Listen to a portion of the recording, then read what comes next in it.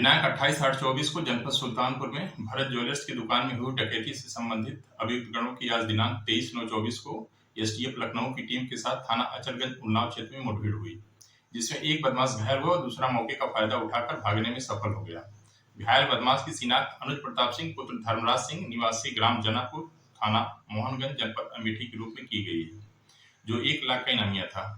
घायल बदमाश को प्राथमिक उपचार हेतु 108 एम्बुलेंस के माध्यम से सरकारी अस्पताल में भेजा गया, जहां से उसे प्राथमिक उपचार के बाद जिला अस्पताल उन्नाव भेजा गया। जिला अस्पताल में अभियुक्त को चिकित्सक द्वारा मृत घोषित कर दिया गया।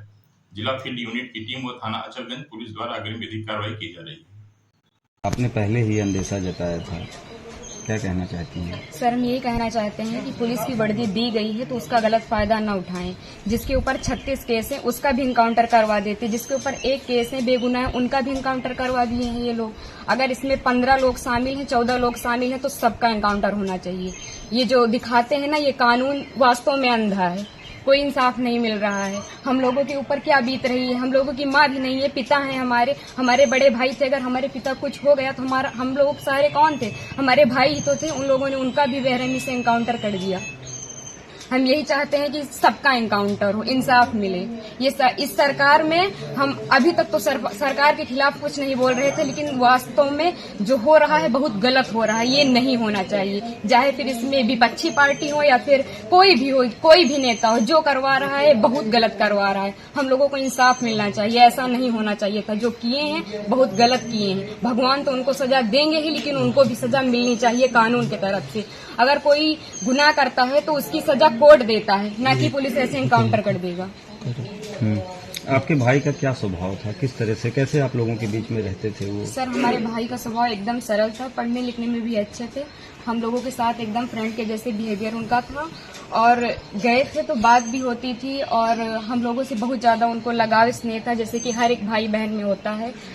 और आज ये सुनने के बाद जैसे लग रहा है कि हम लोगों के जमीन पैर से एकदम खिसक गई हो।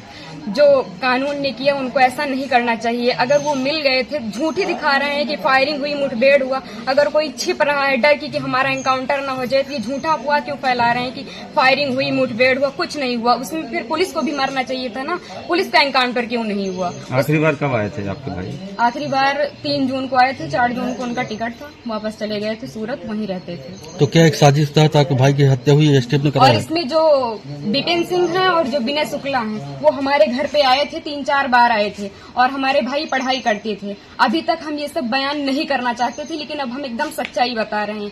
वो लोग उनको लालच देके कि ऐसा गाड़ी होगा, बंगला होगा, वगैरह वगैरह, जबकि भगवान का दिया सब कुछ हम लोगों के पास है, सब कुछ है। लेकिन फिर भी उन लोगों ने लालच दिया, और लालच में ले जाकर उनको सूरत में एक केस में फंसा दिया। उसके बाद वो थे कि नहीं थे न, ये हम लोगों को पता है। ये तो सिर्फ जिन लोगों ने करवाया उनको पता है, विपिन सिंह और विनय शुक्ला को, और या तो भगवान को पता है वो सच था कि झूठ था। अब तो इनकाउंटर कर ही दिए हैं, जीवित तो कर नहीं सकते हमारे भाई को।